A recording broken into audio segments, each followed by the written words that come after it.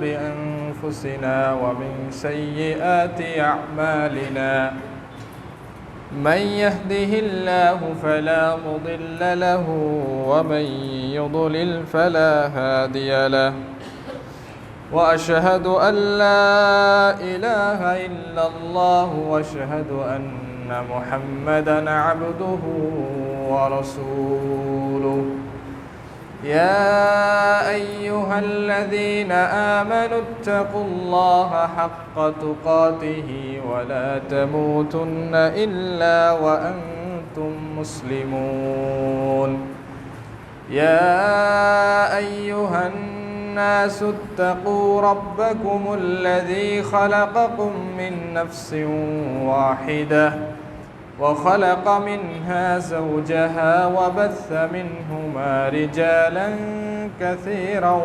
ونساء واتقوا الله الذي تساءلون به والأرحام إن الله كان عليكم رقيبا يا أيها الذين آمنوا اتقوا الله وقولوا قولا سديدا يصلح لكم أعمالكم ويغفر لكم ذنوبكم ومن يطع الله ورسوله فقد فاز فوزا عظيما أما بعد فإن أصدق الحديث كتاب الله وخير الهدي هدي محمد صلى الله عليه وسلم وشر الأمور محدثاتها وكل محدثة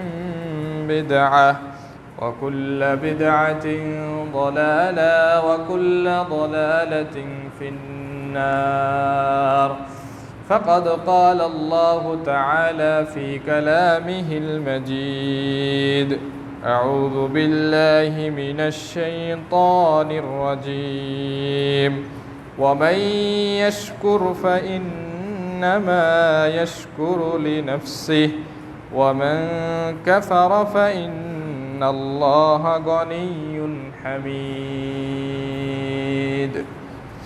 الحمد لله যাবতীয় প্রশংসা যাবতীয় শুকরিয়া সেই মহান রব্বুল আলামিনের জন্য যে আল্লাহ রব্বুল আলামিন আমাদেরকে তারই দাসত্ব করার গোলামি করার তৌফিক দান করেছেন। ঈমান নামক পৃথিবীর শ্রেষ্ঠতম নিয়ামত যে আল্লাহ রব্বুল আলামিন আমাদেরকে দান করেছেন সে আল্লাহ রব্বুল আলামিনের শুকরিয়া আদায় করি আলহামদুলিল্লাহ। সালাত ও সালাম বর্ষিত হোক নবী মুহাম্মদ রাসূলুল্লাহ সাল্লাল্লাহু আলাইহি ওয়াসাল্লামের উপর। অতঃপর আজকে বাড়িধারা জামে মসজিদ বগুড়া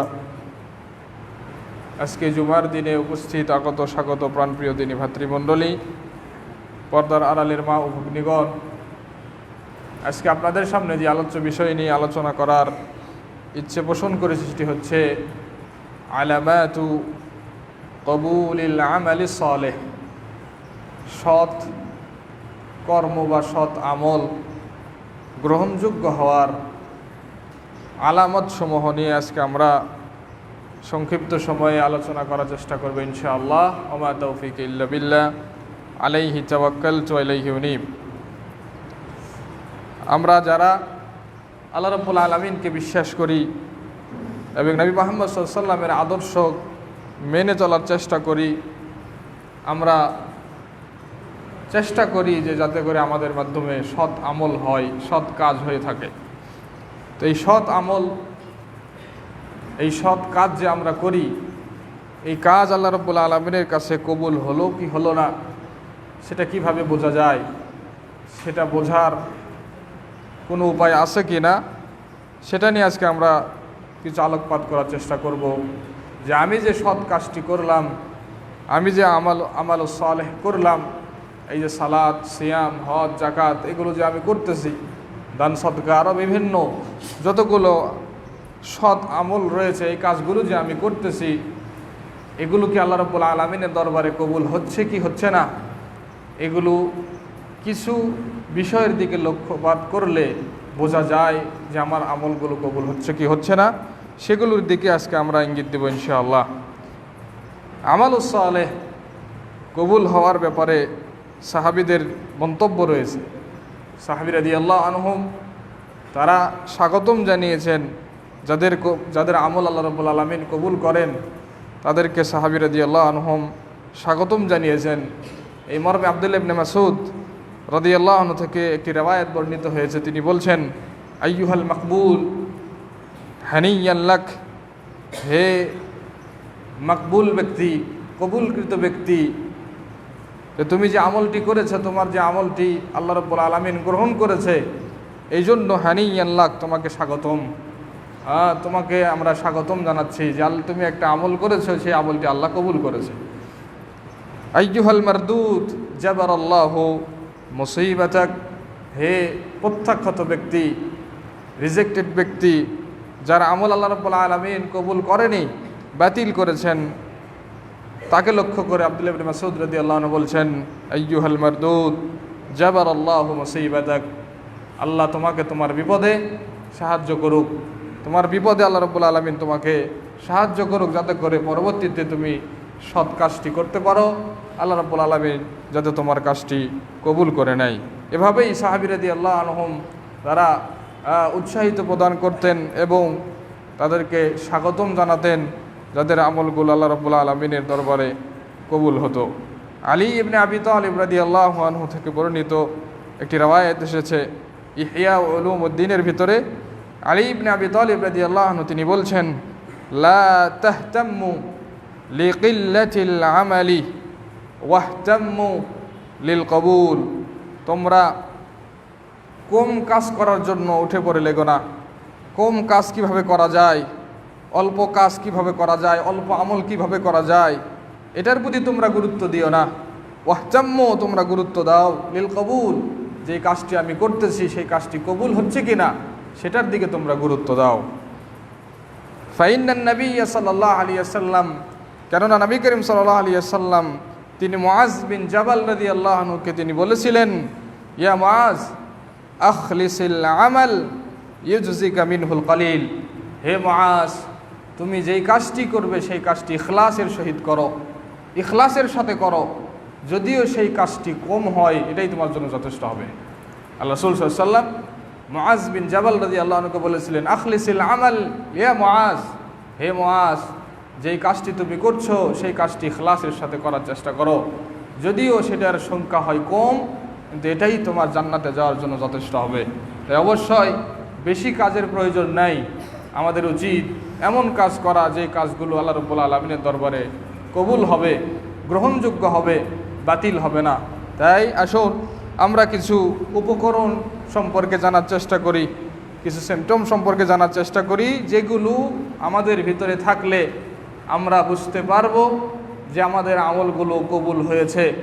আর যদি আমরা এগুলোর ভিতরে থাকতে না পারি তাহলে আমরা বুঝতে পারবো যে আমলটি করলাম সেটা আল্লাহর দরবারে কবুল হয়নি। এক নম্বর আমল, সৎ আমল কবুল হওয়ার যে প্রথম যে আলামত সেটি হচ্ছে আদামুর রুজু ইলা যামবি বা'দা তাআহ, আনুগত্যের কাজ করার পর, অর্থাৎ সৎ কাজ করার পর আবার পাপের দিকে ফিরে যাওয়া। অর্থাৎ আমি যে সৎ কাজটি করলাম এই সৎ কাজ করার পর পাপে ফিরে যাওয়া। কোনো ব্যক্তি যদি সৎ কাজ করে, সৎ কাজ করার পর ভালো একটি আমল করার পর পাপ যদি ছাড়তে না পারে, আবার যদি পাপের দিকে ফিরে যায়, তাহলে বুঝতে হবে যে ওই ব্যক্তির ওই সৎ আমলটা আল্লাহ কবুল করেননি। যদি আল্লাহ রাব্বুল আলামিন কবুল করতেন তাহলে সে পাপের দিকে ফিরে যেত না। আজকেই ফজরের সময়, উদাহরণস্বরূপ আজকেই ফজরের সময় আপনি আল্লাহর কাছে দোয়া করেছেন, আল্লাহ আমি যা পাপ করেছি সেখান থেকে ক্ষমা চাচ্ছি, মাফ করে দাও, আর সেই পাপ করব না। কিন্তু 9টা 10টার দিকে আপনি সেই পাপ আবার করছেন, তার মানে সেই দোয়া আল্লাহ কবুল করেনি। তাহলে প্রথম যে আলামত সেটি হচ্ছে ভালো কাজ করার পর আবার পাপের দিকে ফিরে যাওয়া, অর্থাৎ পাপের উপর থাকা, এটি হচ্ছে ভালো কাজ কবুল না হওয়ার আলামত। বা চিহ্ন। তাই কোনো ব্যক্তির ভিতরে যদি এরকম কোনো বৈশিষ্ট্য থাকে তাহলে অবশ্যই সেখান থেকে ফিরে আসতে হবে। ফাইন্নার রুজু ইলা যামব আলামাতু মাকতিন ওয়া খুসরান, কেননা পাপের দিকে ফিরে যাওয়া, পাপ থেকে নিজেকে বিরত রাখার পর, ভালো কাজ করার পর আবার পাপের দিকে ফিরে যাওয়া, এটা ধ্বংসের একটা কারণ, এটা ক্ষতিগ্রস্ত হওয়ার একটা কি কারণ। ক্বালা ইয়াহইয়া ইবনে মুআজ, ইয়াহইয়া ইবনে মুআজ তিনি বলছেন যে মান ইস্তাগফারা বিলিসানিহি, যে ব্যক্তি তার জিহ্বা দিয়ে আল্লাহর কাছে ইস্তেগফার করে, আল্লাহ আমি তোমার কাছে ক্ষমা চাচ্ছি, আমার আল্লাহ তুমি আমাকে মাফ করে দাও। যে ব্যক্তি শুধু মুখ দিয়ে বলে আস্তাগফিরুল্লাহ আস্তাগফিরুল্লাহ আতুবু ইলাই ওয়া কলবুহু আলাল মাসিয়াতি মাকুদুন, অথচ তার অন্তর পাপের সাথে এখনো কি আছে, বদ্ধ আছে, আবদ্ধ আছে, গিট বাঁধা অবস্থায় আছে, পাপের সাথে তার অন্তরটা এখনো কি আছে, ঝুলিয়ে আছে, চুক্তিবদ্ধ হয়ে আছে, কিন্তু সে মুখে বলছে আস্তাগফিরুল্লাহ, সে মুখে বলছে আস্তাগফিরুল্লাহ, অন্তরে আছে সে পাপ আবার করবে। মুখে বলতেছে আস্তাগফিরুল্লাহ আতুবু ইলাই, মুখে বলছে আল্লাহ মাফ করে দাও, অন্তরে আছে যে সে পাপটা কি আবার করবে।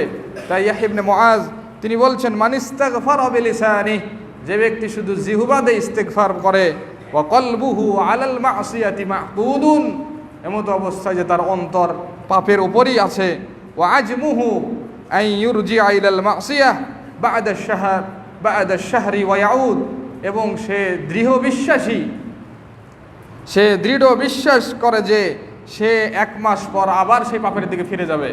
সে 1 মাস পরে হোক, 1 সপ্তাহ পর হোক, 2 মাস পর হোক, 6 মাস পর হোক, আবার সে পাপের দিকে ফিরে যাবে, এই বিশ্বাস, দৃঢ় বিশ্বাস তার অন্তরে আছে। কিন্তু মুখ দিয়ে বলছে যে আমি কি করছি, তওবা করছি, আমি ইস্তেগফার করছি।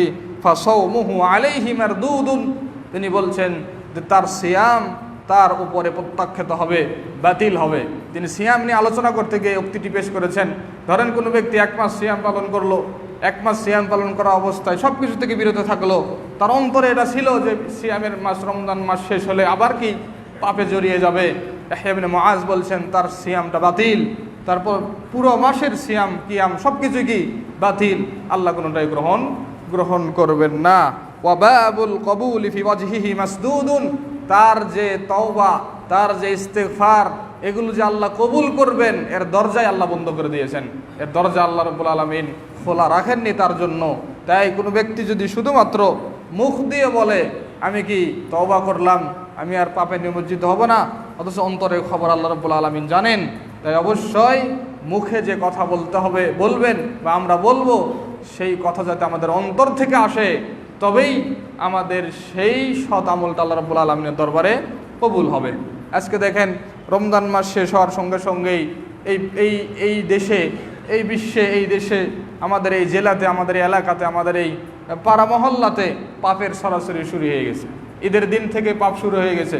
তাহলে তার নিয়তটা কি ছিল, যে ঈদের নামাজ পড়ে এসেই কি করব, মাইক নিয়ে গান গাইতে গাইতে, ড্যান্স দিতে দিতে কি করব, আনন্দ উল্লাস করব, এই নিয়তেই যদি সে দিনটাকে শুরু করে, তাহলে তার কোনো ইবাদত আল্লাহ কবুল করেনি। কিসের তার ঈদের সালাত, আর কিসের তার আনন্দ, কিসের তার উল্লাস, কোনো কিছু আল্লাহ রাব্বুল আলামিন কবুল করবেন না।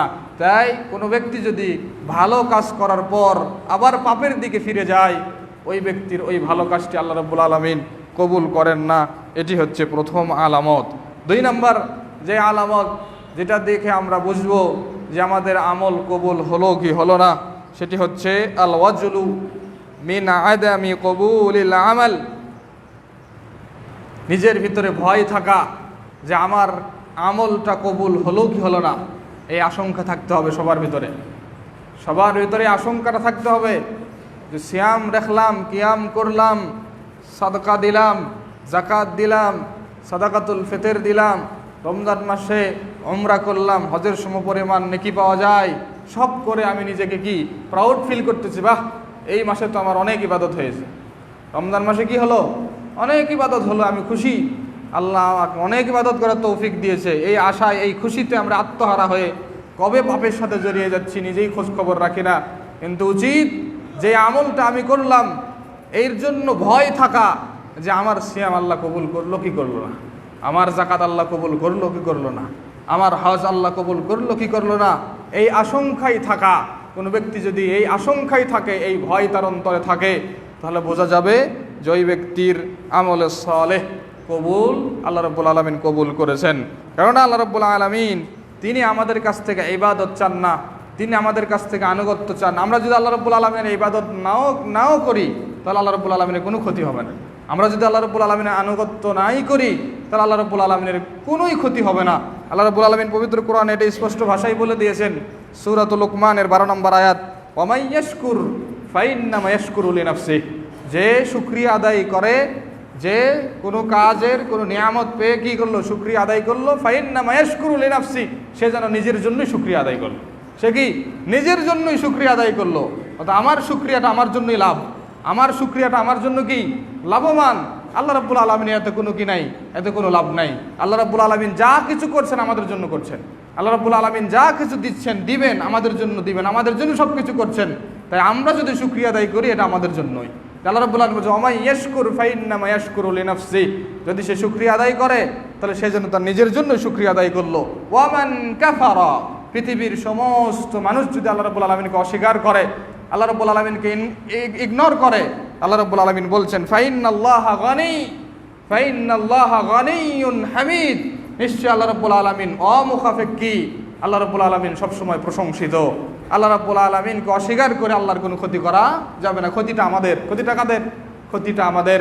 তাই অবশ্যই আমরা যে আমলটি করলাম আর মনে করলাম আমল তো করেই দিলাম, এখন আল্লাহ যা বোঝে বুঝুক গা, কবুল করার মালিক কি আল্লাহ, আল্লাহ এখন যা বুঝবে বুঝবে, আমার কোনো টেনশন নাই, আমি কি নিশ্চিত আমল তো করে দিয়েছি। না, আমল করলাম, এই সালাত পড়লাম, এই সালাত পড়ছি, কবুল হলো কি হলো না এটার ভয় থাকতে হবে, এটার আশঙ্কা আমার ভিতরে থাকতে হবে। কবুল নাও হতে পারে, রিয়া চলে আসতে পারে, শিরিক চলে আসতে পারে, লোক দেখানো আমল হয়ে যেতে পারে, এই সালাতটা কেটে যেতে পারে।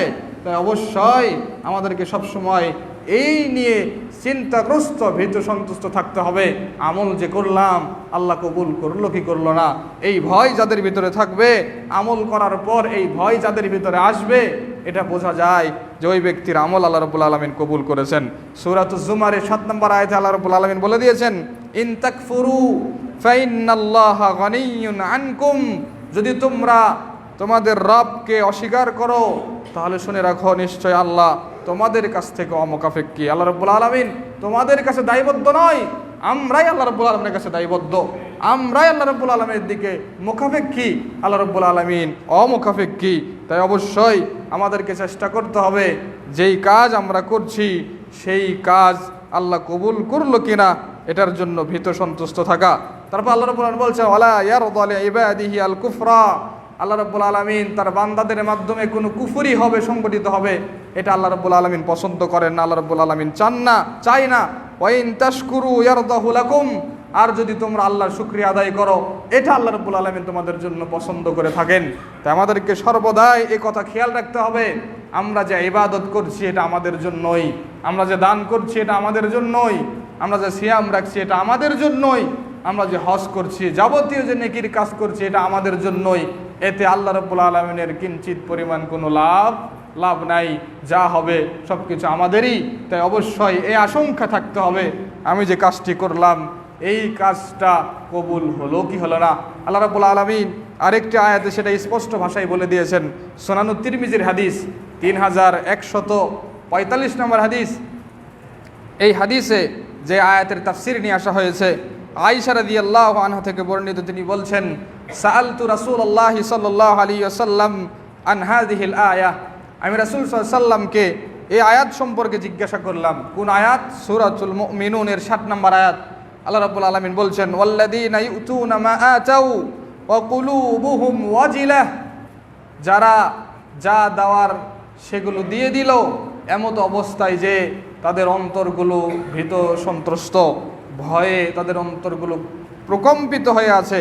এই আয়াতের তাফসীর সম্পর্কে যখন আল্লাহ রাসূল সাল্লাল্লাহু আলাইহি ওয়াসাল্লামকে আমি জিজ্ঞেস করলাম, আয়েশা রাদিয়াল্লাহু আনহা বলছেন, আহুমুল্লাযীনা ইয়াশরাবুনাল খামরা ওয়া ইয়াসরিকুন, তারা কি ওই ব্যক্তিরা নয় যারা মদ পান করে এবং যারা চুরি করেছে দুনিয়াতে, যারা মদ পান করছে, যারা চুরি করছে, এই সমস্ত ব্যক্তি কি তারা নয় যে তারা তারা যা আল্লাহকে দিল সেই ব্যাপারে তারা ভীত সন্ত্রস্ত? আয়াতের ভাষ্য মতে আয়েশা রাদিয়াল্লাহু আনহা বুঝেছিলেন যে একজন পাপী আল্লাহর কাছে যা দিচ্ছে সেই পাপ নিয়ে সে ভীত সন্তুষ্ট, সেই পাপ নিয়ে সে ভয়ে আছে। এটা আয়েশা রাদিয়াল্লাহু আনহা বুঝেছিলেন। আয়াতের ভাষ্য ইউতুনা মা আতাউ, আপনি যে আল্লাহর কাছে দিলেন সেটা নিয়ে আপনি ভীত সন্তুষ্ট হয়ে আছেন। তা আপনি ভালো কাজ করছেন, আপনি ভয় কি আবার? এটা তো স্বাভাবিক বিষয়। আমি সালাত আদায় করছি, আমার আবার ভয় কি? আমি সিয়াম রাখতেছি, আমার আবার ভয় কি? আয়েশা রাদিয়াল্লাহু আনহা এই কারণে আল্লাহ রাসূলকে প্রশ্ন করেছেন। এই আয়াতের অন্তর্ভুক্ত ওই সমস্ত ব্যক্তিরা নয় যারা মদ পান করে, যারা চুরি করে। তাদের চুরি করা, তাদের মদ পান করা এই অপরাধ যে আল্লাহর কাছে পাঠিয়েছে, এই কারণে তারা ভীত সন্তুষ্ট। আল্লাহ রাসূল সাল্লাল্লাহু আলাইহি ওয়াসাল্লাম বললেন, না, ইয়া বিনত সিদ্দিক, হে সিদ্দিকের মেয়ে শুনে রাখো, ওয়ালাকিন্নাহুম, এই আয়াতের অন্তর্ভুক্ত ওই সমস্ত ব্যক্তিরা আল্লাযীনা ইয়াসুমুন, যারা সিয়াম পালন করে, ওয়া ইউসাল্লুন, যারা সালাত আদায় করে, ওয়া ইয়াতাসাদ্দাকুন, যারা দান সদকা করে, ওয়া হুম ইয়াখাফুন আল্লা ইউকবালা মিনহুম, এবং তারা ভয়ে থাকে, ভীত সন্তুষ্ট অবস্থায় থাকে যে আল্লাহ তাদের এগুলো কবুল করলো কি করলো না, আল্লাহ তাদের এগুলো কবুল করলো কি করলো না। এই আয়াতের অন্তর্ভুক্ত হচ্ছে ওই সমস্ত ব্যক্তিরা, দেখেন, সৎ কাজ করার পরেও ভয়ে আছে যে তার সালাত কবুল হলো কি হলো না, তার সিয়াম কবুল হলো কি হলো না, তার সাদাকা কবুল হলো কি হলো না। এটাই হচ্ছে সৎ আমল কবুল হওয়ার আলামত। তাই আমরা সৎ আমল করে নিজেকে খুব খুশি মনে হয় যে সৎ আমল তো করতে পেরেছি, আমি খুব খুশি, আমার ভিতরে আর কোনো ভয় নাই। আমি 100% গ্যারান্টি দিচ্ছি আল্লাহ এটা কবুল করবেনই, না করে কোথায় যাবে না। আমার অন্তরে ভয় থাকতে হবে আমার এই আমলটা আল্লাহ কবুল করলো কি করলো না। তাই সৎ আমল কবুল হওয়ার দ্বিতীয় নাম্বার যে আলামত, সেটি হচ্ছে আমল করার পর এই আমলটি কবুল হলো কি হলো না এটা নিয়ে নিজের ভিতরে ভয় থাকা, নিজের ভিতরে ভীত সন্তুষ্ট হওয়া, এটি হচ্ছে আমল কবুল হওয়ার আলামত। 3 নম্বর, আত-তাওফীকু ইলা আমালিন সালিহাতিন বা'দাহা, যেই আমলটা আমি করেছি, যেই সৎ আমলটা আমি করেছি, সেই সৎ আমল করার পর আরও ভালো ভালো আমল করার তৌফিক পাওয়া। যেই কাজটি আমি করেছি এই কাজ করার পর আরও ভালো ভালো আমল করার, সৎ আমল করার তৌফিক পাওয়া। কোনো ব্যক্তি যদি এমনটা পায় তাহলে সে বুঝে নিবে যে তার আমলটা আল্লাহ কবুল করেছে।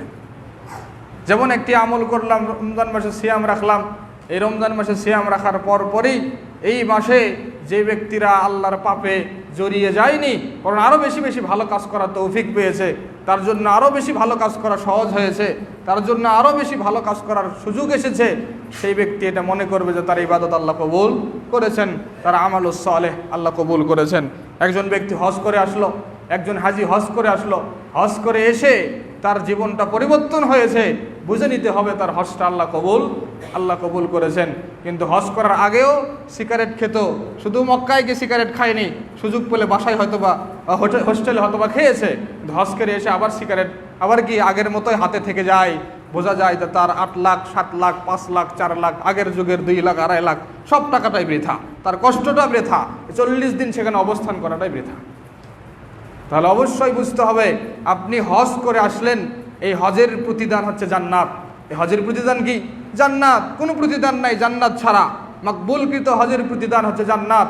আর মাকবুলকৃত হজের আরেকটি প্রতিদান হচ্ছে আপনি মায়ের গর্ভে যেদিন জন্মগ্রহণ করেছেন, মায়ের গর্ভ থেকে পৃথিবীতে যেদিন এসেছেন, আপনার আমল নামায় কিছুই ছিল না, নিট অ্যান্ড ক্লিন, সাদা পরিষ্কার আমল নামা ছিল আপনার। ঠিক আপনি হজ করে আসার পর আপনার আমল নামাটা হবে সেই রকম পরিষ্কার। এরকম পরিষ্কার পরিচ্ছন্ন আমল নিয়ে, আমল নামা নিয়ে যদি আপনি আবার সিগারেট খান, আবার সুদ খান, আবার ঘুষ খান, আপনি কি মনে করেছেন যে আপনার হজ কবুল হয়েছে? এটা সম্ভব? কখনোই সম্ভব নয়। তাই অবশ্যই 3 নম্বর আলামত হচ্ছে আপনি যে ভালো কাজ করেছেন, সেই ভালো কাজ করার পর আরও বেশি বেশি ভালো কাজ করার তৌফিক পাওয়া। এমনটা যাদের জীবনে এসেছে তারা যেন এটা মনে করে নেই যে তার আমলটা আল্লাহ রাব্বুল আলামিন কবুল করেছেন, তার আমলের সওয়ালটা আল্লাহ রাব্বুল আলামিন কবুল করেছেন। ফজরের সালাত পড়েছি, ফজরের সালাত পর জোহরের সালাতের জন্য অপেক্ষমান, কখন আজান দিবে, সমস্ত কাজ ছেড়ে কখন আমি চলে যাব, এই আকাঙ্ক্ষা যাদের ভিতরে থাকবে বুঝতে হবে ফজরের সালাত তাদের কবুল হয়েছে, বিধায় আরও ভালো ভালো কাজ করার তৌফিক আল্লাহ রাব্বুল আলামিন তাকে দিচ্ছে। তো অবশ্যই এটা আমাদেরকে চিন্তা করতে হবে। 4 নম্বর যেই আলামত দিয়ে আমরা বুঝতে পারি যে আমাদের আমলের সালেহগুলো কবুল হয়েছে কি হয়নি, সেটি হচ্ছে ইস্তিসগারুল আমাল ওয়া আদামুল আজবি ওয়াল গুরুর ওয়া আদামুল আজবি ওয়াল গুরুর বিহ। যেই কাজটি আমি করেছি সেই কাজটিকে ছোট মনে করা, সেই কাজটিকে ছোট মনে করা, তুচ্ছ মনে করা, সেই কাজ নিয়ে নিজেকে গর্ববোধ না করা, সেই কাজ নিয়ে ধোকায় না পড়া যে আমি তো আজকে 500 জন ব্যক্তিকে খাওয়ালাম, 1000 ব্যক্তিকে ইফতার করালাম, সে নিজেকে খুব প্রাউড ফিল মনে করতেছে, বাহ 1000 লোককে ইফতার করালাম। যার সাথেই দেখা হচ্ছে তাকেই বলছে যে আজকে আমার 1000 লোকের ইফতারের আয়োজন ছিল, আজকে আমি কি 1000 লোককে ইফতার করালাম। সেই কাজটাকে সে খুব বড় মনে করে দেখছে, কিন্তু উচিত ছিল সেই কাজটাকে হালকা মনে করে দেখা, ছোট্ট মনে করে দেখা। 1000 মানুষ পৃথিবীতে, বাংলাদেশে এই বগুড়া জেলাতেই কত হাজার মানুষ আছে, মাত্র 1000 মানুষকে ইফতার করা, এটা হলো নাকি? তাই নিতান্তই একটা ছোট্ট কাজ, ছোট্ট একটা তুচ্ছ একটা আমল, এটাই ভাবতে হবে, এটা তুচ্ছ একটা আমল। চেষ্টা করতে হবে এই তুচ্ছ আমলটা যাতে আল্লাহ রাব্বুল আলামিনের দরবারে কবুল হয়ে যায়। কিন্তু আমরা একজনকে খাওয়াই মনে করে যে বিশাল কাজ করে ফেলেছি, একজন এতিম, একজন ফকির, একজন মিসকিনকে সাহায্য সহযোগিতা করেই আমরা বলি আমি তো সব সময় তো ফকির মিসকিনকে সাহায্য করেই থাকি, প্রত্যেক দিন তো ফকির মিসকিনকে দিয়েই থাকি। ওই 1 টাকা 2 টাকা আটানা পয়সাগুলো আমার বক্সে থাকে, যখনই আসে তখনই দিয়ে দেই। আমি বলি প্রত্যেক দিনই তাদেরকে দিয়ে দিয়ে দিয়ে দিয়ে দিয়ে দিয়ে আমার কি মেন ক্যাশ থেকে গিয়ে আমার টাকাগুলো চলে যাচ্ছে, এগুলো আমরা বলি। কিন্তু এগুলো কি বলা ঠিক? এগুলো বলা ঠিক নয়। যদি এগুলি হতো তাহলে সেই সাহাবী যে তার খেজুরের বাগান দিয়ে দিলেন, সবচেয়ে দামি খেজুরের বাগান, তাহলে সেটা কি হতো? সেই সময় 600 গাছ বিশিষ্ট খেজুরের বাগান, যেই বাগানের ভিতরে যেই চৌবাচ্চা ছিল, সেই চৌবাচ্চায় গিয়ে আল্লাহ রাসূল সাল্লাল্লাহু আলাইহি ওয়াসাল্লাম বিশ্রাম করতেন, সেখান থেকে পানি পান করতেন, একদম সুপিও পানি ছিল।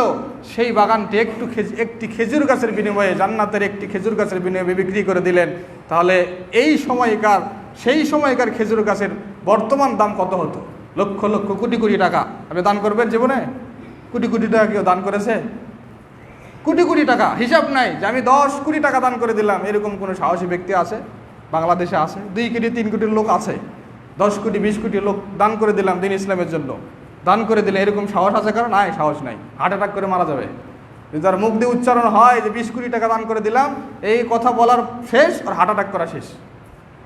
এরকম আকীদা বিশ্বাস নিয়ে আমরা কি বর্তমানে অবস্থান করি? আমরা মনে করি কি উপার্জিত সম্পদ সব দিয়ে দিলাম হুজুরের হাতে, কি যে করবে তারাই জানে। আমার কষ্টের উপার্জিত সম্পদ সে এখন কি করতেছে? মজা মেরে খাচ্ছে। আল্লাহকে দিলাম নাকি তাকে দিলাম কিছুই বুঝলাম না। আমি আল্লাহকে দিলাম, দানটা দিলাম আল্লাহকে, আর আমি কি হিংসা করছি? হুজুর মানে কি আরামে খাচ্ছে, আরামে থাকিচ্ছে, হুজুরের মাসে ইনকাম হচ্ছে 1 লাখ টাকা, দান করলাম আল্লাহকে, হিংসা করেছি তাকে দেখে। তাহলে দানটা কাকে করছেন? হুজুরকে না আল্লাহকে? খেয়াল করতে হবে, আপনার প্রত্যেকটা কথা আল্লাহ রেকর্ড করতেছে, প্রত্যেকটা কথা আল্লাহ লিখে রাখতেছে, সবগুলো কথা আপনি দেখতে পাবেন। আপনার মনের যাবতীয় কিছু আপনি কি সেই দিন বুঝতে পারবেন, সব কিছু রেকর্ডে আছে। আপনি কি বলেছেন, কার বিরুদ্ধে কি মন্তব্য করেছেন, কাকে নিয়ে কি কমেন্টস করেছেন, সব কিছু আল্লাহ রাব্বুল আলামিন লিপিবদ্ধ করে দিয়েছে। এবং সূরাতুল কাহফে আল্লাহ রাব্বুল আলামিন বলে দিয়েছেন, সেই দিন কাফেররা এই কথাই বলবে, মা লি হাযাল কিতাব ইয়া ওয়াইলাতানা মা লি হাযাল কিতাব লা ইগাদিরু সাগীরাতান ওয়ালা কাবীরাতান ইল্লা আহসাহা। না ছোট না বড়, যা জীবনে করেছি সব দেখে লিপিবদ্ধ করা আছে, সব আমি আজকে দেখতেই পাচ্ছি। তাই কার বিরুদ্ধে কি মন্তব্য করেছেন চুপি চুপিতে সব কিছুই আল্লাহ রেকর্ড করে রেখেছেন, একদিন দেখতে পারবেন। তাই অবশ্যই মুখ দিয়ে কথা বলতে গেলেও সাবধানতার সহিত কথাটা বের করতে হবে। যা দিচ্ছেন আল্লাহকে দিচ্ছেন, আল্লাহকেই দিয়ে দেন। এটা নিয়ে আর কমেন্টস করে নিজের আমলটাকে নষ্ট করার কোনো কারণ আছে? কোনো কারণ নাই। তাই অবশ্যই আমাদেরকে চিন্তা করতে হবে যে এই কাজটি আমরা করেছি, এই কাজটা নিতান্তই একটা ছোট্ট কাজ। কোনো ব্যক্তি যদি তার কাজ করার পর, আমলে সলে করার পর সেটাকে ছোট্ট মনে করে, এটা হচ্ছে আমল কবুল হওয়ার একটা আলামত, দলিল। সূরাতুল মুদ্দাসির আল্লাহ রাব্বুল আলামিন কয়েকটি আয়াত এই সূরার শুরুর দিকে উল্লেখ করেছেন। ইয়া আইয়ুহাল মুদ্দাসির, এই সূরাটি আমাদের জন্য গুরুত্বপূর্ণ একটা সূরা। যেমন ইকরা বিসমি রাব্বিকাল্লাযী খালাক, এই সূরাটি আমাদের জীবনের জন্য গুরুত্বপূর্ণ একটি সূরা, তেমন ইয়া আইয়ুহাল মুদ্দাসির এই সূরাটি আমাদের জীবনের জন্য গুরুত্বপূর্ণ একটা সূরা। ইকরা বিসমি রাব্বিকাল্লাযী খালাক, এই আয়াতের মাধ্যমে আল্লাহ রাব্বুল আলামিন মুহাম্মদ সাল্লাল্লাহু আলাইহি ওয়াসাল্লামকে পৃথিবীতে নবী হিসাবে প্রেরণ করেছেন, কিন্তু রাসূল হিসাবে প্রেরণ করেননি। কিন্তু ইয়া আইয়ুহাল মুদ্দাসির এই আয়াতগুলোর মাধ্যমে আল্লাহ রাব্বুল আলামিন মুহাম্মদ সাল্লাল্লাহু আলাইহি ওয়াসাল্লামকে রাসূল হিসাবে দুনিয়াতে কি করেছেন? নির্বাচন করেছেন। নবী হওয়ার দলিল হচ্ছে ইকরা বিসমি রাব্বিকাল্লাযী খালাক। আর আল্লাহ রাসূল সাল্লাল্লাহু আলাইহি ওয়াসাল্লাম যে মুহাম্মদ সাল্লাল্লাহু আলাইহি ওয়াসাল্লাম যে রাসূল, এই রাসূল হওয়ার দলিল হচ্ছে ইয়া আইয়ুহাল মুদ্দাসির কুম ফাআনজির। তিনি যে দাঁড়ালেন, এই যে সতর্ক করা শুরু করলেন, মৃত্যু পর্যন্ত তিনি এই দায়িত্ব পালন করেছেন। দিন পরিপূর্ণ, আল্লাহ রাব্বুল আলামিন তাকে পৃথিবী থেকে উঠিয়ে নিয়েছে। এটা হচ্ছে রসুল হওয়ার দলিল। ফানজির, রসুল তারাই যারা তার জাতিদেরকে একত্ববাদের দিকে আহ্বান করে, শিরিক থেকে মানুষকে সতর্ক করে। এগুলো হচ্ছে রসুল, এগুলো হচ্ছে রসুলের দায়িত্ব। তাই আল্লাহ রাব্বুল আলামিন মুহাম্মদ সাল্লাল্লাহু আলাইহি সাল্লামকে এই সূরার এই আয়াতগুলোর মাধ্যমে তিনি রিসালাতের দায়িত্ব দিয়েছেন। এই আয়াতে, এই সূরাতে একটি আয়াত আছে, সেই আয়াতটা কি? ওয়ালা তামনুন তাস্তাকসির, ওয়ালা তামনুন তাস্তাকসির। এই আয়াতের বিভিন্ন অর্থ হতে পারে, তার মধ্যে একটি অর্থ হাসান বাসরি রাহিমাহুল্লাহ তিনি নিয়ে এসেছেন, ওয়ালা তামনুন বিআমালিকা আলা রাব্বিকা তাস্তাকসির। হে নবী, আপনাকে আমি যে দায়িত্ব দিয়েছি, আপনি মনে করেন না মক্কা জীবনের 13টি বছর, মদিনা জীবনের 10 বছরে ইসলাম যে সব জায়গায় ছড়িয়ে ছিটিয়ে গেল, এই ইসলামকে যে আপনি বিশাল একটা ইসলামের একটা এরিয়া আপনি তৈরি করলেন, আপনি মনে করিয়েন না যে আপনি অনেক কাজ করে ফেলেছেন। এটা আপনি মনে করেন, ওয়ালা তামনুন তাস্তাকসির, যা কিছু করেছেন এগুলোকে আধিক্যতা দিয়ে, এগুলোকে বড় করিয়ে নিজের ভিতরে অহংকার নিয়ে আসেন না, ছোট মনে করেন। কিছুই করেননি, কিছুই করেননি, জাস্ট দায়িত্ব পালনটা করেছেন। কিছুই করেননি, জাস্ট দায়িত্ব পালন করেছেন। তাই আমি যে আমলের সওয়ালেটা করেছি, কিছুই করিনি। আল্লাহ রাব্বুল আলামিনের জন্য আমল করা এটা আমরা পারবো না। আল্লাহ নিজেই বলে দিয়েছেন, আল্লাহ ক্লান্ত হবে না, আমরাই নিজেরা কি হয়ে যাব? ক্লান্ত হয়ে যাব। তাই অবশ্যই আল্লাহ রাব্বুল আলামিনকে রাজি খুশি করতে হলে আমাদেরকে এভাবেই কাজ করতে হবে। যা কিছু করছি, সারা রাত দাঁড়িয়ে থেকে কিয়াম করলাম, সারা রাত দাঁড়িয়ে থেকে কিয়াম করলাম, সারাদিন সিয়াম পালন করলাম, সব কিছু আল্লাহ এবং আল্লাহ রাসূল সাল্লাল্লাহু আলাইহি ওয়াসাল্লামের কথা অনুযায়ী করলাম, তারপরও ভাবতে হবে আমি কিছুই করিনি। এটা খুবই অল্প, খুবই নগণ্য, খুবই অল্প, খুবই নগণ্য। এটাই হচ্ছে আমার আমালুস সালেহ কবুল হওয়ার আলামত। রাসূল সাল্লাল্লাহু আলাইহি সাল্লাম, সাহাবী রাদিয়াল্লাহু আনহুম একটা আয়াত দিয়ে সারা রাত কাটিয়ে দিয়েছেন। একটা আয়াত পড়তে গিয়ে ওমর বিন খাত্তাব অজ্ঞান হয়েছেন, বেহুশ হয়েছেন, হুঁশ ফিরে না, কিন্তু সেই তেলাওয়াত কি আমাদের আছে? তাই নগণ্য তুচ্ছ আমল, আমাদের যাই কিছু করি এগুলোকে তুচ্ছ ভাবতে হবে, নগণ্য ভাবতে হবে, আশাও করতে হবে আল্লাহ কবুল করতে পারে। এটাই হচ্ছে সৎ আমল কবুল হওয়ার আলামত। তাই অবশ্যই আমাদেরকে বিষয়গুলো খেয়াল রাখতে হবে। 5 নাম্বার, যেই কাজটি করলে বোঝা যায় যে আমাদের আমলগুলো আল্লাহ রাব্বুল আলামিন কবুল করেছেন, সেটি হচ্ছে হুব্বুত তাআহ ওয়া কারহুল মাসিয়া, আনুগত্যের কাজগুলোকে ভালোবাসা এবং অপরাধমূলক কাজগুলোকে অপছন্দ করা। যে ব্যক্তির আমলগুলো আল্লাহ রাব্বুল আলামিন কবুল করবেন, সেই ব্যক্তির অন্তরে আল্লাহ রাব্বুল আলামিন যাবতীয় ভালো কাজকে প্রিয় করে দিবেন, যাবতীয় অপছন্দ এবং মুহাররামাত কাজকে অপছন্দ করে দিবেন। যার অন্তরে ভালো কাজকে ভালোবাসা, খারাপ কাজকে অপছন্দ করা, এরকম জিনিস তৈরি হবে, সে ব্যক্তি যাতে ধারণা করে নেয় যে তার আমলের সালেহ আল্লাহ রাব্বুল আলামিন কবুল করেছেন। সে কি করে? ভালো কাজ করে, কিন্তু মন্দকে কি করে? চুপে চুপে সাপোর্ট করে। ভালো কাজ কি? ভালো কাজ করে, ভালো কাজ করে, মন্দ করে না, কিন্তু মন্দকে সাপোর্ট করে। আচ্ছা, গান বাজনা করতেছে, ছোট বাচ্চারা করুক, করতে দাও। ছেলে মেয়ে নাতিপুতি সব এক জায়গায় হয়েছে, গান করতেছে, ড্যান্স দিচ্ছে, নৃত্য করতেছে, বেহায়াপনা অশ্লীলতা করতেছে। আমি করতেছি না, আমি মুরব্বী, আমি দাদু অথবা নানু, আমি বসে আছি চেয়ারে বা সোফায়, বলছি আরে ছোট বাচ্চাদেরকে করতে দাও, করুক তো, করতে দাও, করলে কি হবে? কিন্তু আপনি করছেন না, কিন্তু সেটাকে আপনি পছন্দ করছেন, সেটাকে অপছন্দ করছেন না। এটা ভালো আমল কবুল হওয়ার আলামত নয়। ভালো আমল কবুল হওয়ার আলামত যে ভালোটাকে ভালোবাসা, খারাপটাকে কি করা? ইগনোর করা, অপছন্দ করা। এটাই হচ্ছে আলামত যে আপনি আপনার বা আমার সৎ আমল আল্লাহ রাব্বুল আলামিন কবুল করেছেন কিনা। আল্লাহ রাব্বুল আলামিন সূরা আর-রা'দের 28 নম্বর আয়াতে তিনি বলে দিয়েছেন, আল্লাযীনা আমানু, যারা ঈমান এনেছে, ওয়া তাতমাইন্নু কুলুবুহুম বিযিকরিল্লাহ, তাদের অন্তরগুলো প্রশান্তি লাভ করে আল্লাহর স্মরণে, আল্লাহর জিকিরে। আলা বিযিকরিল্লাহি তাতমাইন্নুল কুলুব, শুনে রাখো, আল্লাহর স্মরণ করলে নিজের অন্তরগুলো প্রশান্তি লাভ করে। অন্তরসমূহ প্রশান্তি হয় আল্লাহর স্মরণে। তাই তোমরা আল্লাহর বেশি বেশি স্মরণ করো, তাহলে তোমাদের অন্তরগুলো প্রশান্তি লাভ করবে। তাই আমাদের অন্তর ভালো পথে আছে না বাঁকা পথে আছে, এই বিষয়গুলো যদি আমরা সামনে আনি, তাহলে আমরা বুঝতে পারবো যে আমরা আসলে সঠিকের উপর আছি নাকি ব্যাঠিকের উপর আছি। ভালোকে ভালোবাসি, খারাপকে খারাপ জানি, অপছন্দ করি, এটা যদি আমার অন্তরে আপনার অন্তরে থাকে, তবে মনে করব যে হ্যাঁ, আমি যে সালাত পড়ছি, আমি যে সিয়াম রাখছি, আমি যে সৎ আমলগুলো করছি, এগুলো আল্লাহ রাব্বুল আলামিনের দরবারে কবুল হচ্ছে। 6 নাম্বার যে আলামতের মাধ্যমে আমরা বুঝতে পারি যে আল্লাহ রাব্বুল আলামিন আমাদের আমল সালেহ কবুল করছে কিনা, সেটি হচ্ছে আর রাজাউ ওয়া কাসরাতুদ দুআ। আল্লাহ রাব্বুল আলামিনের কাছে আশা করা এবং বেশি বেশি আল্লাহ রাব্বুল আলামিনের কাছে দোয়া করা। আমি যে কাজটি করব, এই কাজ করার পর আশা করা যে আল্লাহ রাব্বুল আলামিন এটা কবুল করবেন, আমি আশাবাদী। আমি জান্নাতে, মুমিনরা জান্নাতে যাবে, আমি মুমিন, আমি একজন মুসলিম, আমি একজন মুমিন, আমি জান্নাতে যাব, এটা আমি আশাবাদী। কিন্তু আমি জাহান্নামে যেতে পারি এই ভয় আমার আছে, আমি জাহান্নামে যেতে পারি এই আশঙ্কা আমার আছে, কিন্তু আমি জান্নাতে যাব এই আশাও কি আমার আছে। তাই আশা, ভালোবাসা এবং ভয় নিয়েই আমাদেরকে ইবাদত করতে হবে। যদি আশা আর ভালোবাসা থাকে, ভয় না থাকে, ওই ইবাদতকে ইবাদত বলা যায় না। ভয় আর ভালোবাসা থাকে, আশা যদি না থাকে, তাহলে সেই ইবাদতকে ইবাদত বলা যায় না। তাই আরকানুল ইবাদত সালাসাতুন, ইবাদতের রুকন হচ্ছে তিনটি, যেই তিনটি ছাড়া ইবাদতকে কখনো ইবাদত বলা যাবে না। সেটি হচ্ছে আশা করতে হবে, ভয় থাকতে হবে, যেই কাজটি ইবাদতটি করছি সেই ইবাদতটা ভালোবেসে করতে হবে। এই তিনটি জিনিস থাকলে ওটাকে বলা হয় ইবাদত, বা ইবাদত আল্লাহ রাব্বুল আলামিন কবুল করে থাকেন। তাই আমরা যে কাজ করছি ওই কাজ কবুল হওয়ার আশা থাকতে হবে, এবং সেটা যাতে কবুল হয় এই জন্য আল্লাহ রাব্বুল আলামিনের কাছে বেশি বেশি দোয়া করতে হবে। দলিল কি? যেই দলিলটি আল্লাহ রাব্বুল আলামিন পবিত্র কোরআনে দিয়েছেন এবং আমাদেরকে শিক্ষা দিচ্ছেন যে ভালো কাজ করার পর তোমরা আল্লাহর কাছে দোয়া করে আল্লাহর কাছে চাও, আল্লাহ যে কাজটি করলাম এই কাজটি তুমি কবুল করো, আল্লাহ যে কাজটি করলাম এই কাজটি তুমি কবুল এবং মঞ্জুর করে নাও, ইখলাসের সহিত এই কাজটি তুমি কবুল করে নাও।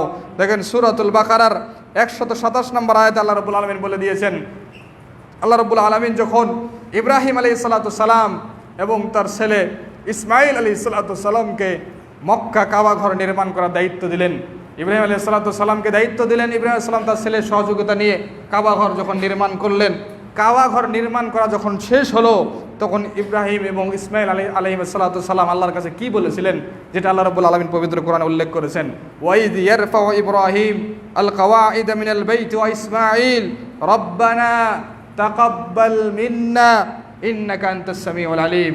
যখন স্মরণ করুন সেই কথা, যখন ইব্রাহিম এবং ইসমাইল আলাইহিস সালাম যখন কাবা ঘরের সেই ভিতগুলো যখন তারা উপরে কি উঠিয়ে যখন ঘরটাকে পরিপূর্ণ নির্মাণ করলো, নির্মাণ কাজ শেষ করার পর তখন তারা আল্লাহ রাব্বুল আলামিনের কাছে দোয়া করলেন, রব্বানা তাকাব্বাল মিন্না, আল্লাহ যে কাজটি করলাম এই কাজটি তুমি আমাদের পক্ষ থেকে কবুল করে নাও, ইন্নাকা আনতাস সামিউল আলিম, নিশ্চয় আপনি সব কিছু শোনেন, আপনি সব কিছু জানেন। তাই আমরা যে কাজটি করলাম, এই মহৎ কাজ যে করলাম, এই আমালুস সালেহ যে করলাম, আল্লাহ তুমি সেটা কবুল করে নাও। তাই অবশ্যই প্রত্যেকটা আমালুস সালেহ করার পর আল্লাহর কাছে দোয়া করতে হবে, আল্লাহ দান যে করলাম তুমি কবুল করে নাও, আল্লাহ ভালো কাজ যে করলাম কবুল করে নাও, আল্লাহ একজন পথিককে সাহায্য করলাম কবুল করে নাও, আল্লাহ একজন মিসকিন ফকিরকে যে সাহায্য করলাম আল্লাহ তুমি দানকে সদকাকে কবুল করে নাও, পরোপকার করলাম, মানুষের সহযোগিতা করলাম, যাবতীয় যেগুলো ভালো কাজ রয়েছে, যাবতীয় যেগুলো মারুফাত রয়েছে, সেই কাজগুলো করার পর আল্লাহ রাব্বুল আলামিনের কাছে চাইতে হবে, আল্লাহ তুমি এই কাজগুলো আমার পক্ষ থেকে কবুল করে নাও। এটাই হচ্ছে আমাদেরকে শিক্ষা। যে ব্যক্তি এরকমটা করবে, এরকমটা চাইবে, বোঝা যায় যে আল্লাহ রাব্বুল আলামিন তার আমলগুলো কবুল করেছেন। 7 নাম্বার যেই কাজটি করলে আমরা বুঝতে পারবো যে আল্লাহ রাব্বুল আলামিন আমাদের আমলগুলো কবুল করেছেন, আত-তাইসিরু লিত-তাআতি ওয়াল ইবাদু আনিল মাসিয়া। আমি যে ভালো কাজটি করেছি, সেই ভালো কাজটি করার পর আনুগত্যের কাজ বা ভালো কাজ আমাদের জন্য সহজ হয়ে গেছে এবং খারাপ কাজ থেকে নিজেকে আমরা বিরত রাখতে পেরেছি, এটি বোঝা যায় যে আল্লাহ আমার সেই আমলটি কবুল করেছেন।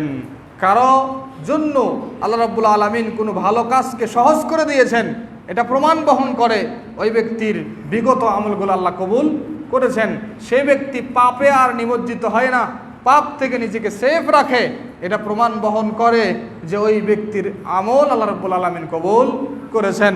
সূরাতুল লাইল আল্লাহ রাব্বুল আলামিন ঘোষণা করেছেন, ফাআম্মা মান আ'তা ওয়াত্তাকা, যে আল্লাহ রাব্বুল আলামিনের রাস্তায় দান করে এবং নিজেকে আল্লাহ রাব্বুল আলামিনের মুহাররামাত থেকে বেঁচে রাখে, তাকওয়া অবলম্বন করে, নিজে পরহেজগারিতা অবলম্বন করে, ওয়া সাদ্দাকা বিল হুসনা, এবং যেগুলো ভালো সংবাদ তার কাছে আসে সেগুলোকে সত্য হিসাবে গ্রহণ করে নেয়, মেনে নেয়, ফাসানুয়াসসিরুহু লিল ইউসরা, আল্লাহ রাব্বুল আলামিন সমস্ত যাবতীয় ভালো কাজ তার জন্য সহজ করে দেয়, যাবতীয় ভালো কাজ তার জন্য সহজ করে দেয়। যদিও এই আয়াতের আরেকটি তাফসীর হচ্ছে তার জন্য আল্লাহ জান্নাতের পথ সহজ করে দেয়। যদিও এই আয়াতের তাফসীরের ব্যাপারে বলা হয়, এটি আবু বকর সিদ্দিক রাদিয়াল্লাহু আনহুর ক্ষেত্রে বলা হয়েছে যে তিনি মক্কার সেই সময় বর্বর জাতিদের কাছ থেকে তিনি এমন এমন দাসকে নিজের অর্থায়নে আজাদ করেছিলেন ক্রয় করে নিয়ে। সেই জায়গা থেকে আল্লাহ রাব্বুল আলামিন আয়াতটি বলেছেন, ফাআম্মা মান আ'তা ওয়াত্তাকা ওয়া সাদ্দাকা বিল হুসনা ফাসানুয়াসসিরুহু লিল ইসরা। পক্ষান্তরে ওয়া আম্মা মান বাখিলা ওয়াস্তাগনা, যে ব্যক্তি কৃপণ, যে ব্যক্তি নিজেকে সংযম রাখে না, তাকে অবলম্বন করে না, ওয়াকাযযাবা বিল হুসনা, যেগুলো এসেছে মুহাম্মদ সাল্লাল্লাহু আলাইহি ওয়াসাল্লামের পক্ষ থেকে সেগুলোকে সত্য হিসাবে গ্রহণ না করে মিথ্যা হিসাবে গ্রহণ করে, ফাসানুয়াসসিরুহু লিল উসরা, আল্লাহ রাব্বুল আলামিন তার জন্য জান্নাতের পথকে কঠিন করে দেন, তার জন্য যাবতীয় সৎ আমলকে আল্লাহ রাব্বুল আলামিন তার জন্য কঠিন করে দেন। এটি হচ্ছে দুটি দিক। তাই অবশ্যই আমাদেরকে প্রথম শ্রেণীর অন্তর্ভুক্ত হতে হবে। আল্লাহর রাস্তায় আমরা দান করব, জাকাত ফরজ হলে তো দিতেই হবে, জাকাতের পাশাপাশি নফল সদকাগুলো বেশি বেশি করব, নিজেকে তাকওয়া ভিতরে নিয়ে আসবো, পরেশগারিতা অবলম্বন করব, এবং মুহাম্মদ সাল্লাল্লাহু আলাইহি ওয়াসাল্লাম যা নিয়ে এসেছেন সবগুলোকে সত্য হিসাবে নির্বিঘ্নে এক বাক্যে আমরা কি সেগুলোকে মেনে নিব, তাহলে আল্লাহ রাব্বুল আলামিন আমাদেরকে যাবতীয় সৎ আমল করার আল্লাহ রাব্বুল আলামিন আমাদের জন্য সহজ করে দিবেন, জান্নাতের পথ আমাদের জন্য সহজ করে দিবেন।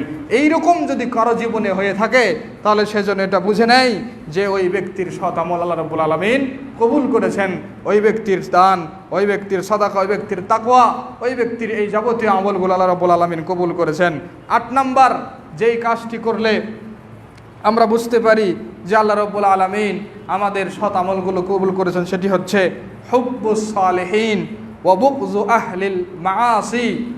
সালেহীন যারা, সৎ ব্যক্তি যারা, তাদেরকে ভালোবাসা, এবং যারা পাপী ব্যক্তি, যারা অপরাধী ব্যক্তি, যারা দ্বীন ইসলাম থেকে বহিষ্কার হয়েছে, যারা দ্বীন ইসলাম থেকে বের হয়েছে, যারা ঈমান পায়নি, তাদেরকে ঘৃণা করা, তাদেরকে অপছন্দ করা, এটি হচ্ছে আমার সৎ আমল কবুল হওয়ার একটা আলামত। তাই এই বিষয়টি আমাদের জন্য অত্যন্ত গুরুত্বপূর্ণ। আমরা কিন্তু এই কাজগুলো এখনও করতে পারি না, আমরা ব্যর্থ এই জায়গায়। আমরা আমাদের সালাফদের আদর্শকে বাদ দিয়ে আজকে আমরা অমুসলিমদের আদর্শ কিন্তু নিজের ভিতরে নিয়ে এসেছি। তাই অবশ্যই আমাদেরকে সাবধানতা অবলম্বন করতে হবে যে আপনি সালেহীনদেরকে ভালোবাসবেন। সালেহীন মানে সালেহীন কারা? সালেহীন হচ্ছে আমাদের সালাফগুণ, আমাদের সালাফগুণ, সালফে সালেহীন, আমাদের যারা সালাফগুণ যারা অতিবাহিত হয়ে গেছে তারা আমাদের সালেহীন। তাদেরকে ভালোবাসতে হবে, তাদের আদর্শ আমাদেরকে মেনে চলতে হবে, সাহাবীদের আদর্শ আমাদেরকে মেনে চলতে হবে, নবী মুহাম্মদ সাল্লাল্লাহু আলাইহি ওয়াসাল্লামের আদর্শ আমাদেরকে মেনে চলতে হবে। এবং যারা নবী মুহাম্মদ সাল্লাল্লাহু আলাইহি ওয়াসাল্লামের শত্রু, যারা সাহাবীর শত্রু, যারা সাহাবীদের শত্রু, যারা আমাদের সালাফদের শত্রু, তাদের সাথে শত্রুতা পোষণ করতে হবে। এরকম যদি যাদের ভিতরে থাকবে তারা বুঝে নিতে হবে যে তাদের সৎ আমল আল্লাহ রাব্বুল আলামিন কবুল করেছেন। কারণ হাদিসে আল্লাহ রাসূল সাল্লাল্লাহু আলাইহি ওয়াসাল্লাম বলেছেন, ইন্না আওসাকা আরাল ঈমান আন তুহিব্বা ফিল্লাহ ওয়া তুবগিদা ফিল্লাহ। সে ঈমানের সর্বশক্তিশালী পাওয়ারফুল, ঈমানের সর্বশক্তিশালী পাওয়ারফুল একটা অঙ্গ, সেটি হচ্ছে আন তুহিব্বা ফিল্লাহ, যে আপনি আল্লাহর জন্যই কাউকে ভালোবাসবেন এবং আল্লাহর জন্যই কারোর সাথে আপনি শত্রুতা করবেন। আমি যাকে ভালোবাসবো সেটা ভালোবাসতে হবে আল্লাহর জন্য, আমি যার সাথে শত্রুতা করব তার সাথে শত্রুতা করতে হবে আল্লাহর জন্য। আমার এতে কোনো স্বার্থ নাই, আমার এতে কোনো স্বার্থ নাই। যারা দ্বীন ইসলাম পালন করে, যারা রাসূল সাল্লাল্লাহু আলাইহি ওয়াসাল্লামের আদর্শ পালন করে, যারা সাহাবীদের মানহাজ অনুপাতে চলাফেরা করে, তারা বিশ্বের যেখানেই থাক, যে অবস্থাতে থাক, যে পরিস্থিতি থাক, তারা আমাদের ভাই, তাদের জায়গা আমাদের অন্তরে, তাদের শরীর আর আমাদের শরীর যেন একটা শরীরে নেয়। আর যারা নবী মুহাম্মদ সাল্লাল্লাহু আলাইহি ওয়াসাল্লামকে মানে না, অনুসরণ করে না, অনুকরণ করে না, সাহাবীদের মানহাজকে যারা অনুসরণ করে না, অনুকরণ করে না, তারা যদি আমার পাশের বাড়িতেও থাকে, তারা যদি আমার পাশের রুমেও থাকে, সে যদি আমার বাবা হয়, সে যদি আমার ভাই হয়, সে যদি আমার মা হয়, সে যদি আমার রক্তের সম্পর্ক কেউ হয়, তবুও সে শত্রু, তবুও সে ঘৃণার পাত্র, তবুও সে আমার কাছে অপছন্দনীয় ব্যক্তি। এটিই হচ্ছে হুব্বু ফিল্লাহ, বুগযু ফিল্লাহ, আল্লাহর জন্য ভালোবাসা, আল্লাহর জন্য শত্রুতা করা। আপনার বাবা হয়েছে বিধায় আপনার বাবা যেন তেন কাজ করবে, আপনার বাবা মুহাম্মদ সাল্লাল্লাহু আলাইহি ওয়াসাল্লামের আদর্শকে ফলো করবে না, আপনার বাবা আল্লাহকে মানবে না, আপনার বাবাকে আপনি ভালোবাসবেন, এটা কখনোই হয় না। ভালোবাসা হবে শুধু উপর দিয়ে, খাইতে পারে না খাইতে দেন, ভালো কথা বলেন, রাগারাগি করিয়েন না, হেদায়েতের জন্য দাওয়াত দেন, অন্তর দিয়ে বাবার জন্য ভালোবাসা থাকবে না, অন্তর দিয়ে ওই মার জন্য ভালোবাসা থাকবে না, অন্তর দিয়ে ওই ভাইয়ের জন্য ভালোবাসা থাকবে না। এটা ঈমানের সম্পর্ক। তাই অবশ্যই আমাদেরকে খেয়াল রাখতে হবে।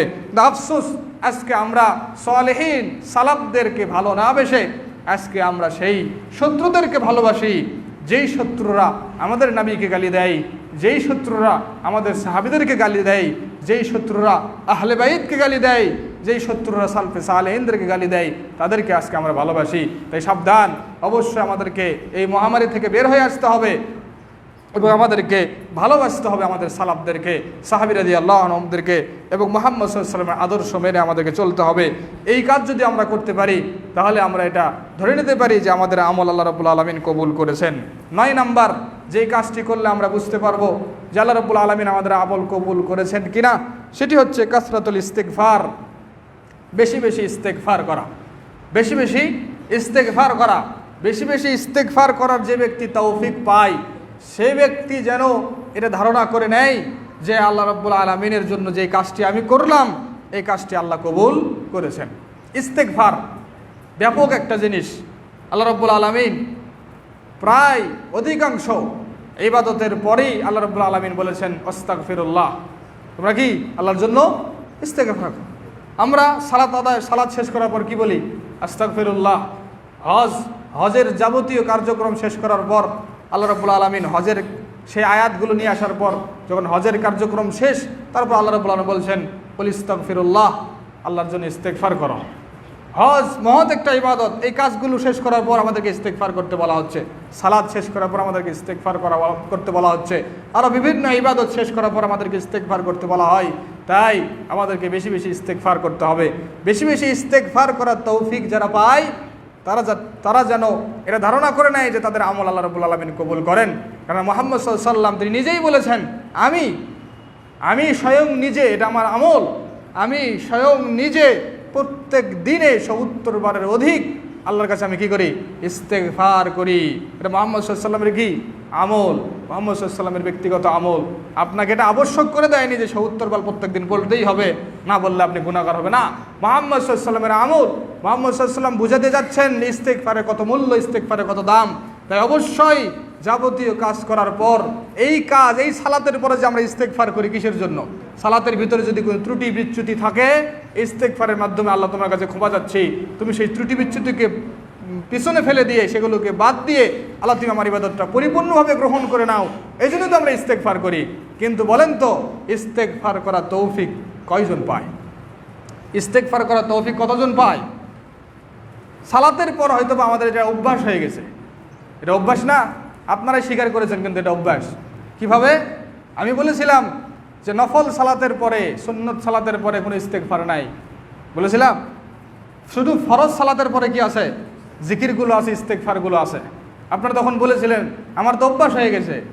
আমার কি অভ্যাস হয়ে গেছে? নফল সালাতের পরে মুখ দিয়ে ইস্তেগফার চলে আসে। তার মানে নফল সালাতের পরেও যদি আপনার মুখ দিয়ে ইস্তেগফার চলে আসে, তাহলে ফরজ সালাতের পরেও মুখ দিয়ে ইস্তেগফার অটোমেটিক চলে আসে। এটা অভ্যাস আপনার। এটা কি? এটা আপনার অভ্যাস, এটা তো আপনার ইবাদত না।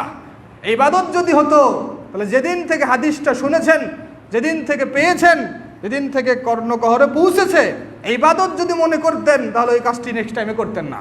নেক্সট টাইমে কি করতেন না? আপনি বলছেন অভ্যাস হয়ে গেছে। তাহলে অভ্যাস হলো ফরজ সালাতের পরে এটা অভ্যাস। এটা যে অভ্যাস তার আরেকটা প্রমাণ, শুধু দিনে রাতে 5 বার ফরজ সালাতের পর আমরা ইস্তেগফার করি, আর অন্য সময় করি না। তার মানে এটা অভ্যাস না? অভ্যাস হয়ে গেছে। যদি আল্লাহর তৌফিকেই করতাম তাহলে অন্য সময়, ফাঁকা সময় কিন্তু আরও করতাম।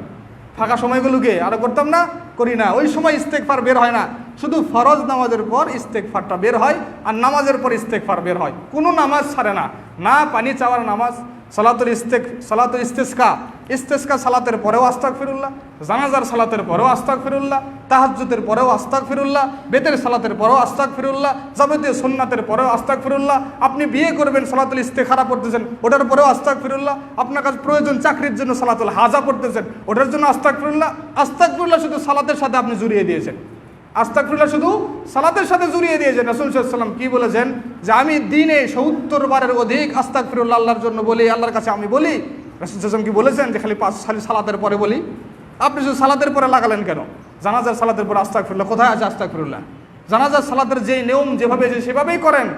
সালাত শেষ করার পর আস্তাগফিরুল্লাহ আস্তাগফিরুল্লাহ আস্তাগফিরুল্লাহ বলেন। এটা ট্র্যাডিশন, এটা অভ্যাস। এই অভ্যাসটা চেঞ্জ করতে হবে, পরিবর্তন করতে হবে। আল্লাহর কাছে তৌফিক কামনা করতে হবে, আল্লাহ দিনে ইস্তেগফার করার তুমি তৌফিক দান করো। বসে আছি, কাজ নাই, বিভিন্ন আবল তাবল বকছি, চিন্তা করছি, মুখ দিয়ে আস্তাগফিরুল্লাহ শব্দটা বের হয় না, সুবহানাল্লাহ বের হয় না, আলহামদুলিল্লাহ বের হয় না, লা ইলাহা ইল্লাল্লাহ বের হয় না, লা হাওলা ওয়ালা কুওয়াতা এটা বের হয় না, এটা বের হয় না, এটা সবাই জানে ব্যক্তিগতভাবে। সবাই এখানে যারা আছে সবাই আমরা জানি, ঘন্টার পর ঘন্টা বন্ধুর সাথে বকতেছি, গল্প করতেছি, আলহামদুলিল্লাহ আস্তাগফিরুল্লাহ বের হয় না। সারাদিন সারা রাত স্ত্রীর সাথে কথা বলতেছি, বাড়িতে সারাদিন বসে আছি, আস্তাগফিরুল্লাহ একবারের জন্য আস্তাগফিরুল্লাহ যে বলবো এই তৌফিক পাই না, এই তৌফিক আল্লাহ আমাদেরকে দেয়নি, এটা আল্লাহর কাছে চেয়ে নিতে হবে। তো অবশ্যই বেশি বেশি ইস্তেগফার যারা বলে, যারা করে এই আমলটি প্রমাণ বহন করে, আল্লাহ রাব্বুল আলামিন তাদের এই ইবাদতটা কবুল করেছেন, তাদের আমল সালেহ কবুল করেছেন। সর্বশেষ 10 নাম্বার যেই কাজটি করলে আল্লাহ রাব্বুল আলামিনের দরবারে আমল সালেহগুলো কবুল হয়, মর্মে আমরা ধারণা করতে পারি, সেটি হচ্ছে আল মুদাওয়ামাতু আলাল আমালিস সালিহা, সৎ আমলের উপর লেগে থাকা। সৎ আমলের উপর লেগে থাকা, যেই কাজটি করতেছি সেই কাজটি কি সর্বদাই করা, লেগে থাকা। এই লেগে থাকা এটা প্রমাণ করে যে আমার আমলটা কি হয়েছে, কবুল হয়েছে। অর্থাৎ যে কাজটি আপনি করছেন সেই কাজের উপর লেগে থাকতে পারলে আপনি বুঝবেন যে আল্লাহ এটা কবুল করেছে, বিধায় এটার উপর লেগে থাকার তৌফিক আল্লাহ আমাকে দিচ্ছে। কারণ রাসূল সাল্লাল্লাহু আলাইহি সাল্লাম হাদিসে বলছেন, কানা রাসূলুল্লাহ সাল্লাল্লাহু আলাইহি সাল্লাম ইযা আমিলা আমালান আসবাতাহু, যখন আল্লাহ রাসূল সাল্লাল্লাহু আলাইহি সাল্লাম কোনো কাজ করতেন সেই কাজের উপর আল্লাহ রাসূল সাল্লাল্লাহু আলাইহি সাল্লাম লেগে থাকতেন, সেই কাজের উপর লেগে থাকার চেষ্টা করতেন। অন্য আরেক হাদিস আল্লাহ রাসূল সাল্লাল্লাহু আলাইহি সাল্লাম বলছেন, আহাব্বুল আমাল ইলাল্লাহ আদওয়ামুহা ওয়া ইন ক্বাল, সবচেয়ে প্রিয় উৎকৃষ্টমান এবং আল্লাহর কাছে পছন্দনীয় কাজ হচ্ছে ওটাই, পছন্দনীয় আমল হচ্ছে ওটাই যে আমলটি সর্বদাই করা হয়, অর্থাৎ যেটাকে ছাড়া হয় না, করতেই থাকা হয়, লাগাতার করা হয়, প্রত্যেক দিন করা হয়, যেই টাইমে করতাম ওই টাইমেই করি, প্রত্যেক দিন করি। ওয়াইন কল্লা, যদিও সেটা কম, যদিও সেটা কি কম হোক কিন্তু করতে থাকেন, কম হোক লেগে থাকেন, এটার নাম হচ্ছে আমল কবুল হওয়ার একটা কি আলামত বা সিমটম। তাই অবশ্যই আমরা বলছি না যে এই 10টা পয়েন্ট যে আমরা বললাম এটা অকাট্য, যে এই কাজগুলো ওই মাধ্যমেই আল্লাহ কি আমল সালেহ কবুল করবেন, এগুলো হচ্ছে একটা গবেষণা। এই গবেষণার পিছনে কিছু দলিল আদিল্লা দিয়ে পয়েন্ট আকারে আপনাদের সামনে উপস্থাপন করলাম যে এই আলামতগুলো আমাদের ভিতরে থাকলে আমরা বুঝতে পারবো যে আমাদের আমলগুলো আল্লাহ কবুল করেছেন। আরও থাকতে পারে, আরও অনেক কিছু থাকতে পারে, এবং আলামত আল্লাহ রাব্বুল আলামিন আমল কবুল করেছেন হয়তোবা, কিন্তু এরকম কিছু আলামত আমাদের ভিতরে আসেনি। কিন্তু কথা হচ্ছে এটাই, যদি আল্লাহ আপনার আমার আমল কবুল করে থাকেন তাহলে যে পয়েন্টগুলো আজকে আমরা বললাম এই পয়েন্টের আলামতগুলো আমাদের ভিতরে থাকবেই থাকবে, এর বাইরে যাবে না, এর বাইরে যাবে না। কারণ এগুলোকে দলিলের আদিল্লাই এবং দলিল আদিল্লার ভিত্তিতেই পয়েন্টগুলো কি করা হয়েছে, নির্বাচন করা হয়েছে। তাই কোনো ব্যক্তির যদি আমলে সালেহ কবুল হয় তাহলে এই 10টার যে কোনো একটাতে থাকবেই, এর বেশিও থাকতে পারে, অন্য জায়গায় থাকতে পারে, হয়তো আমরা নিয়ে আসতে পারিনি, কিন্তু আমরা চেষ্টা করব এই পয়েন্টগুলো নিজের সামনে রাখবো, খাতায় লিপিবদ্ধ করব, খাতায় লেখে লিপিবদ্ধ করার পর খাতাটাকে সামনে ধরে নিজের জীবনের সাথে একটু হিসাব মিলাবো, আমি যে কাজগুলো করছি এগুলোর সাথে কি মিলছে, আমার জীবন কি এটার সাথে মিলছে, আসলেই কি আমি সঠিক পথের উপরে আছি, নাকি আমি আর আমলগুলো সবগুলো কি বৃথা হয়ে যাচ্ছে, আমার আমলগুলো সবগুলো নষ্ট হয়ে যাচ্ছে। একটু চিন্তা গবেষণা করা দরকার, একটু ভাবা দরকার। শুধু আমল করে গেলেই হবে না, শুধু কাজ করে গেলেই হবে না, শুধু ইবাদত করে গেলেই হবে না, এই ইবাদতটা গ্রহণযোগ্য হচ্ছে কিনা সেটাও জাস্টিফাই করার দায়িত্ব আমাদের সকলেরই। আমি যেই কাজ করছি সেই কাজটি সুন্দরভাবে হলো কিনা এটাও দেখার দায়িত্ব আমাদের। একজন ইঞ্জিনিয়ার একটা মেশিন তৈরি করলো, সেই মেশিন তৈরি করে সেই মেশিনের যদি প্রুফ না দেখেই যদি বাজারে ছেড়ে দেয়, কি হয়েছে হোগা ওটা দেখার দরকার নেই। তার উপর এক্সপিরিয়েন্স না করে যদি ছেড়ে দেয় আর সেগুলোকে বাজারে গিয়ে যখন রপ্তানি করা হয় সেখানে মানুষ যদি ক্ষতিগ্রস্ত হয়, 10 টাকার ওই ইঞ্জিনিয়ারকে দিবে। তুমি কেন কাজ করলে, কাজ করার পর সেটাকে দেখলে না কেন, খারাপ নাকি ভালো, সেটাকে ঠিক মতো হয়েছে কি হয় নাই দেখলে না কেন? তো অবশ্যই আমরা যে কাজটি করছি এই কাজ করার পর আমাদেরকেই দেখতে হবে এই কাজটা কবুল হলো কি হলো না, কিভাবে কাজ করলাম, কবুল হওয়ার মতো করে করলাম নাকি করলাম না, সবগুলো আল্লাহ রাসূল সাল্লাল্লাহু আলাইহি ওয়াসাল্লাম বলে দিয়ে গেছেন, আল্লাহ রাব্বুল আলামিন সবগুলো বলে দিয়েছেন। কিভাবে কাজ করলে, কিভাবে ইবাদত করলে ইবাদত কবুল হয়, কিভাবে ইবাদত করলে ইবাদত কবুল হয় না। তাই আমি যে ইবাদতটা করছি, ইবাদত করার পর আমাদেরকে প্রুফ দেখতে হবে, আমি যে ইবাদতটা করলাম এই ইবাদতটা কবুলের ভিতরে আছে নাকি রিজেক্টের ভিতরে আছে দেখতে হবে। অবশ্যই মুহাসাবাতুন নাফস নিজের আত্মসমালোচনা, নিজেকে নিয়ে আত্মসমালোচনা করা অত্যন্ত জরুরি বিষয়।